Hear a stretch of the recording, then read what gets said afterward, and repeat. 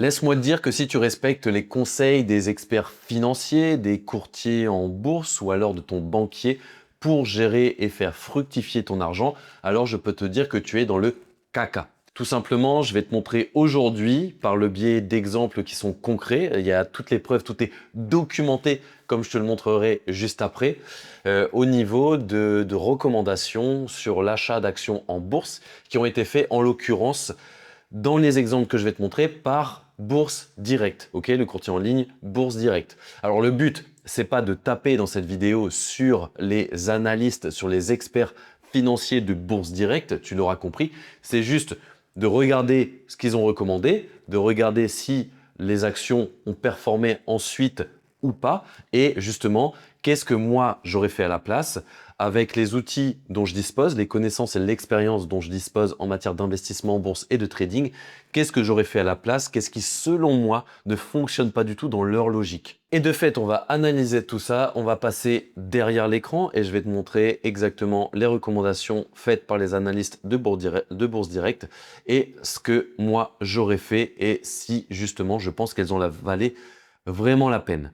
Et là, on est derrière le PC sur ma boîte mail et tu vois que ici, dans la barre, le petit moteur de recherche de Gmail, j'ai mis les recommandations de Bourse Direct puisque par le passé, j'ai eu un PEA chez Bourse Direct que j'ai retiré, tout simplement que j'ai clôturé parce que bah, tu peux pas investir sur les actions américaines, en tout cas les actifs qui te procurent le plus de performance sur un PEA et du coup, tout simplement, je suis passé sur un compte titre, sur un courtier en ligne américain. Donc tu vois ici, hein, Bourse Direct, les recommandations, etc. Et du coup, ce que je te propose, c'est qu'on prenne les plus anciennes et qu'on commence ici par les recommandations du 9 avril 2024 de Bourse Direct. Et on va voir, du coup, là, c'est des actions qui auront eu le temps de faire leur chemin. Donc, si les analystes se sont trompés ou pas. Sur cette page, tu vois Bourse Direct, alerte expert, une recommandation offerte. OK, qu'est-ce qu'ils nous disent? Quelle est la recommandation trading du jour? Donc ici, tu vois que c'est Eurofins Scientifique, ERF. OK, donc motif, tu as figure de retournement haussière de moyen terme, achat à 59,8, objectif 73,80. Et on va aller voir directement sur TradingView, mon logiciel d'analyse des actions, ce qu'il en est. Et on se retrouve directement sur le graphique ERF, d'accord, le ticker ERF, Eurofins Scientifique. Et du coup, donc la recommandation a été envoyée par les experts de Bourse Direct le 9 avril. Ok, le 9 avril, donc on est à peu près ici. Donc c'est un graphique, comme tu peux le voir ici, qui est à la semaine, graphique hebdomadaire. Et tu vois très clairement que à cette période-là, c'est assez visible. On a tout simplement le titre qui évolue dans un canal parallèle, c'est-à-dire qu'il évolue de façon latérale, le titre ne fait rien, tu vois. Ici, le prix, il évolue dans cette zone et clairement, il ne fait rien. Alors après, ces experts, ils avaient dit que il faudrait éventuellement acheter ce titre si il tapait les 59,8 euros. Donc 59,8 euros, eh bien on est à peu près à ce niveau-là, ok? C'est ce niveau ici. Voilà, on va dire que c'est ce niveau ici. Mais bon, il y a plusieurs choses qui sont embêtantes justement dans cette analyse, c'est que même à 59,8 euros, tu vois que le prix est en dessous de la moyenne mobile des 200 semaines. D'accord? Et la moyenne mobile des 200 semaines, c'est un des métriques qui est le plus important à respecter en trading, en tout cas en analyse graphique, c'est aujourd'hui ce qu'on fait. Et du coup, c'est même, c'est le métrique numéro un de Paul Tudor Jones, qui est un gérant de fonds superstar aux États-Unis, tout simplement parce que le mec est brillant. Et lui, il dit toujours que son métrique numéro un, c'est la moyenne mobile 200 semaines, celle qu'on voit ici, ou la moyenne mobile 200 jours, d'accord? Et les moyennes mobiles, ce sont tout simplement des indicateurs, ce sont des indicateurs techniques qui te permettent de rendre compte d'une tendance. Et le plus important en trading, en tout cas les investisseurs en bourse qui font le plus de performance, ce sont des traders qui suivent la tendance, d'accord? C'est ce qu'on appelle, c'est la technique du trend following, c'est-à-dire tout simplement le suivi de tendance. Et cherche pas les meilleurs, tous ceux qui ont fait les plus gros résultats, les Ed Seykota, les Richard Dennis, etc. Ce sont des traders qui ont suivi la tendance du marché tout simplement. Ils n'ont pas été contre la tendance du marché. Ils ont été avec justement les déplacements des opérateurs sur les marchés. Ok, ils n'ont pas essayé de faire de trucs techniques. Ici, tu vois, la tendance est mauvaise. Et d'ailleurs, tu vois, ensuite, à la semaine, bah, tout simplement, le titre continue à ne rien faire. Il n'a même pas réussi à casser ici sa résistance qui était importante. Tu vois, à ce niveau-là, on voit qu'il y a une résistance qui est très clairement établie. Il a essayé de passer au-dessus le titre ici à ce moment-là, mais ensuite il est revenu dans son range. Et là, tu vois une tendance qui est haussière, tout simplement, la moyenne mobile va être orientée à la hausse, comme c'est le cas ici. Tu vois, à ce moment-là, c'était très bien d'investir sur ce titre. À ce moment-là, tu vois, par exemple, le 30 novembre, c'était très bien. Les moyennes mobiles sont orientées à la hausse. Le prix est au-dessus de la moyenne mobile de 100 semaines. Ici, c'était très bien. Donc, en tout cas, pour ce premier titre, cette première action, il ne fallait surtout pas y aller à ce moment-là. En tout cas, en tant qu'investisseur de suivi de tendance, il fallait délaisser complètement ce titre. On revient sur ma boîte mail et justement, on va prendre du coup le 25 avril la seconde recommandation de Bourse Direct. Alors, c'est Voltalia VLTSA et on va aller voir ça tout de suite. Donc, VLTSA, ok. Voltalia. Ok, donc là, on était sur le 29 avril 2024 et tu vois, c'est exactement la même chose. 29 avril 2024, on est à peu près à ce niveau-là. Ok, on est à ce niveau ici. Donc, même chose. Il ne faut pas aller sur des titres qui sont comme ça, qui évoluent de façon latérale. C'est suicidaire. Ok? Ici, même chose.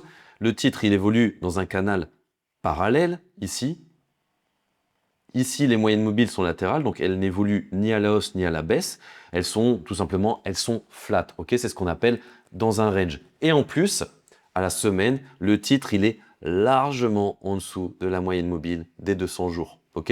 Et si on va sur une unité de temps en daily, donc à la journée, et on avait dit que c'était une recommandation du 29 avril 2024, donc on est 29 avril 2024, on est à ce niveau-là, ici.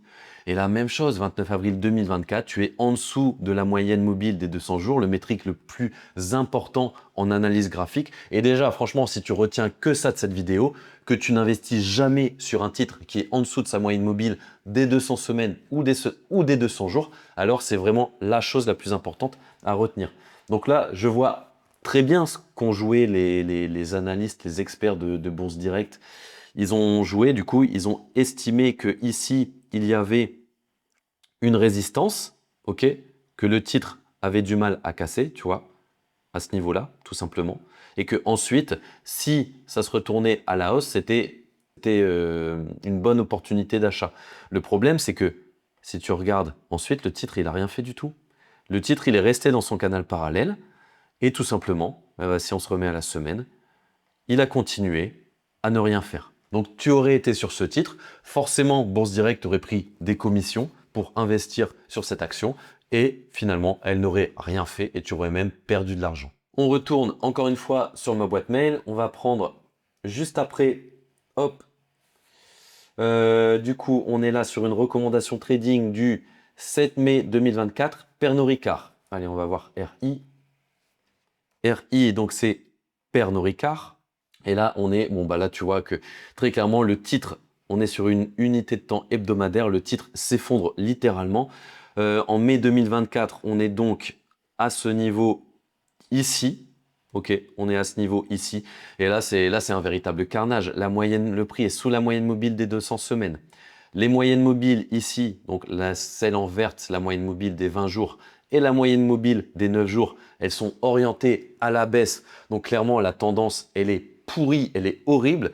Et si on se met en unité de temps daily, et en unité de temps daily, tu vois, on est à peu près ici, à ce niveau-là. Je pense qu'ils ont considéré, les experts de Bourse Direct, que ça, c'était une résistance assez importante pour le titre, qu'à partir du moment où ça allait la casser, peut-être que le titre se redresserait pour faire quelque chose comme ça.